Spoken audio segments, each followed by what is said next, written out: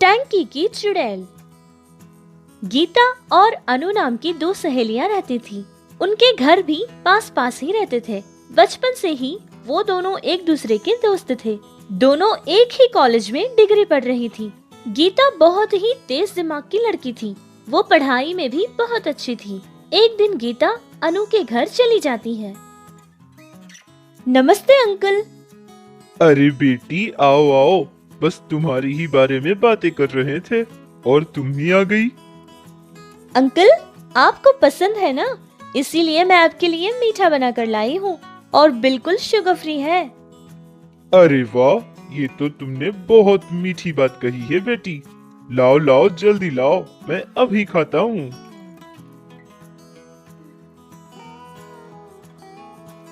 अरे वाह, मजा आ गया। क्या स्वाद है इस मीठे का। मुझे तो मेरी माँ की याद दिला दी तुमने। तुम्हारी दोस्त जो अनु है, उसको तो चाय तक नहीं बनाना आता। जब देखो तब कंप्यूटर के सामने ही बैठी रहती है। अरे खाना बनाना कौन सा मुश्किल काम है अंकल, हमारी अनु तो चुटकियों में सीख जाएगी। अरे गीता, तुम तो ऐसे बात कर रही हो जैसे तुम मेरा साइड ले रही हो, लेकिन पापा मेरा मजाक उड़ा रहे हैं, इस बात से तो तुम भी बहुत खुश हो। अरे ऐसा कुछ नहीं है अनु, मैं तो तुमसे बहुत प्यार करती हूँ। अगर कोई तुम्हें दुख पहुँचाएगा तो मैं भला कैसे खुश रहूंगी। मुझे लगता है तुम कुछ टेंशन में हो। कोई बात नहीं, मैं तुमसे फिर मिलती हूँ।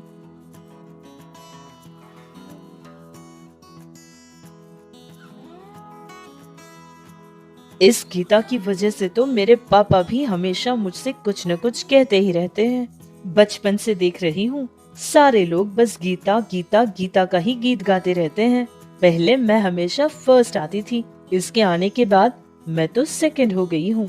हर चीज में वही फर्स्ट हो जाती है। पता नहीं कब तक इसके साथ रहना पड़ेगा। इसी तरह कुछ समय गुजर गया था। फिर एक दिन उसी कॉलेज में एक लड़का ज्वाइन होता है। देखने में वो लड़का किसी फिल्म स्टार से कम नहीं था। उसको देखने के बाद अनु को उस लड़के से प्यार हो जाता है और वो उसे दिल ही दिल में बहुत ही ज्यादा चाहने लगती है। लेकिन वो लड़का हमेशा गीता से ही बातें करता रहता था, जिसे देखकर अनु को गीता पर बहुत गुस्सा आ जाता था। तुम्हारी वजह से मुझे बहुत तकलीफ होती है गीता, बहुत मतलब बहुत ज्यादा। ये सब सोचती हुई वो इरादा कर लेती है कि किसी भी तरह गीता को उसके रास्ते से हटा कर रहेगी। एक दिन की बात थी कि डिग्री के एग्जाम्स खत्म हो चुके थे। सारे लोग एग्जाम के बाद बाहर आ रहे थे।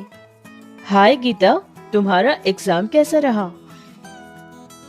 हाय, हाँ बहुत अच्छा था। और तुम्हारा कैसा था? कैसा रहेगा, हमेशा की तरह ही था। वैसे गीता, मुझे तुमसे कुछ बात करनी है। हाँ तो बोलो ना, क्या बोलना है?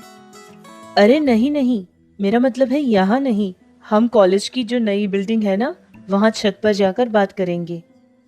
अनु की बातें सुनकर गीता ने हाँ कहा और दोनों मिलकर वो नई बिल्डिंग के छत पर चले जाते हैं।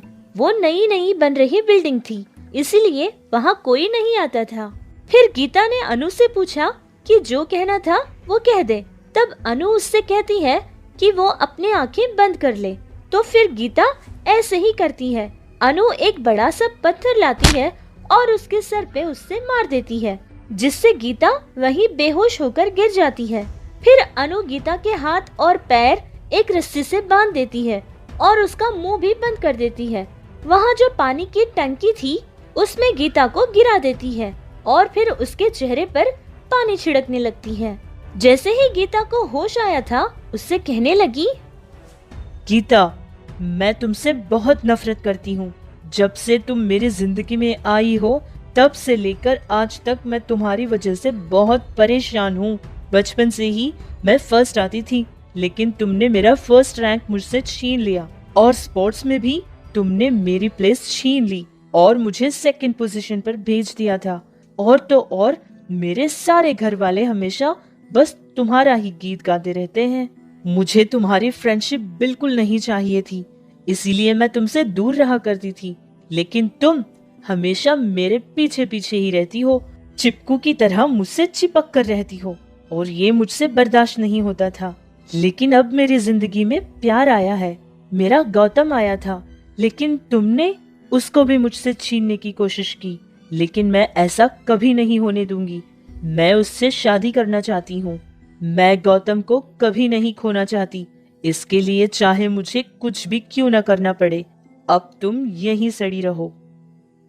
इतना कहकर उस पानी की टंकी को बंद कर देती है। गीता के बहुत चिल्लाने और आवाज देने के बाद भी वो पलटकर नहीं देखती है, वहां से खुशी खुशी चली जाती है। लेकिन गीता के माँ बाप बहुत ज्यादा चिंतित हो गए थे कि उनकी बेटी कहीं नजर नहीं आ रही। उनकी परेशानी को देखकर अनु और भी ज्यादा खुश हो जाती थी। पुलिस को कंप्लेंट करते हैं, लेकिन पुलिस को भी गीता का कहीं कोई पता नहीं चला था। इस तरह कुछ महीने गुजर चुके थे। फिर गौतम से अनु की शादी हो जाती है। गौतम वही लड़का था जिससे वो प्यार करती थी। इस तरह वो अपनी जिंदगी में खुश थी। एक दिन रात को एक चोर चोरी करके पुलिस की नजर से भाग रहा था और बचते बचाते वो उसी कॉलेज के बिल्डिंग पर चढ़ जाता है और अपने आप को छुपाने के लिए वही पानी की टंकी के अंदर चला जाता है और छुप जाता है। अरे सब ठीक ठाक चल रहा था, लेकिन पता नहीं वो अलार्म कहाँ से बज गई। अगर वो अलार्म नहीं बजती तो अब तक तो शायद मैं मेरे घर पहुंच चुका होता। वैसे अभी भी कुछ नहीं बिगड़ा है। यहाँ मेरे लिए ही शायद किसी ने ये पानी की टंकी बनाई है। बहुत अच्छी जगह बनाई है छुपने की। आज के बाद मेरी जिंदगी ही बदलने वाली है। वो चोर तो यहाँ आसपास कहीं नजर नहीं आया। शायद वो ये बिल्डिंग पार करके जा चुका है। चलो हम आगे जाकर देखते हैं। अरे ये क्या, बाहर से कोई आवाज नहीं आ रही। शायद वो लोग जा चुके होंगे। हाँ, वो तो कब के जा चुके। अच्छा, वो लोग जा चुके हैं। खामखा ही इतनी देर यहाँ बैठा रहा। वैसे आपका बहुत बहुत थैंक यू जी। ये कहकर वो चोर पीछे मुड़कर देखता है। देखना ही था कि उस चोर की तो धड़कनें रुक गई थी। वो चुड़ैल उस चोर का गला पकड़ लेती है। चोरी करके आए हो? तुम्हें नहीं पता कि चोरी करना बुरी बात है। तुम्हारी की गलती के लिए तो तुम्हें मौत की सजा मिलनी चाहिए। लेकिन इतने दिनों से मैं इस टंकी में बंद थी। आज तुमने मुझे खोला है, इसके लिए मैं तुम्हें कुछ नहीं करूंगी। चले जाओ यहाँ से। ऐसे चुड़ैल बनी गीता अनु को ढूंढती हुई जाती है। अनु उसके घर के छत पर कपड़े निकालने के लिए गई हुई थी।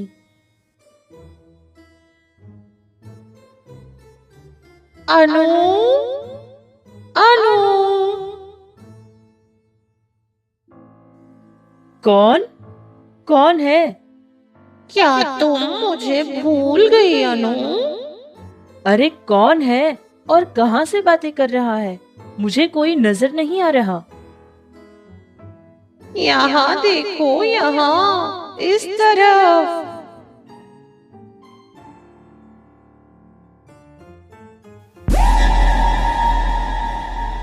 कौन है?